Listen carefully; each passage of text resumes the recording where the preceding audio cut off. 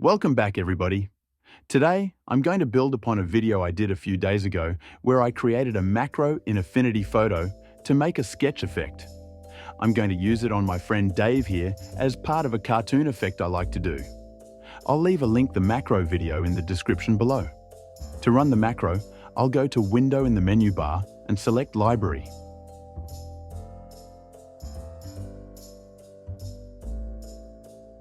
Then, I'll go down to the sketch effect I created and click it to turn Dave into a sketch. A minimum blur was used in the macro. To reduce the darkness of the sketch lines, you can click on the adjustment, which kind of looks like a teardrop. Then move the radius slider a bit to the left to reduce the effect. About 6 pixels looks good. Alright, now, an HSL adjustment was also used in the macro. I'm going to turn that off too, which gives this nice almost watercolor look. Then, I'll turn off the library panel by clicking on the 3 little lines at the top right of the panel and selecting Close Panel Group. Okay, next I'll select all the layers by clicking on the top and bottom layer with the Shift key held. Then, I'll right-click on them and select Group.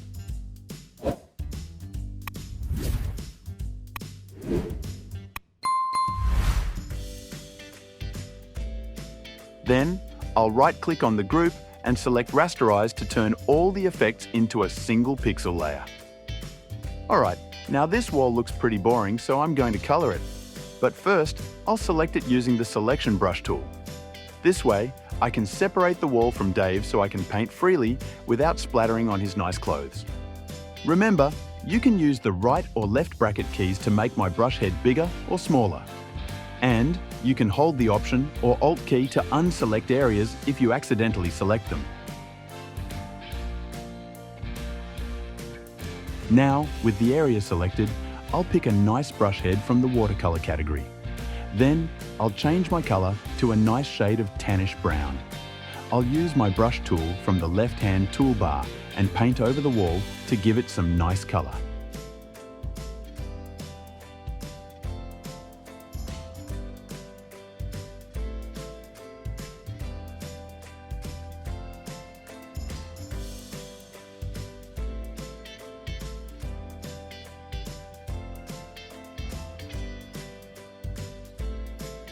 Alright, I think that's looking good enough for this demonstration. The next thing I'm going to do is give Dave a cartoonishly big head. To do this, I'll use the pen tool to carefully select his head. I'll click a series of pen nodes around the edge. Then, I like to use the node tool to refine my selection a bit. With the node tool selected, I'll drag a box over all the nodes around Dave's face and select the Smooth Curve button on the top toolbar. Now, I can make fine adjustments by selecting the nodes and moving them a bit, or by using the little handlebars to change the curve so it fits the way I want it.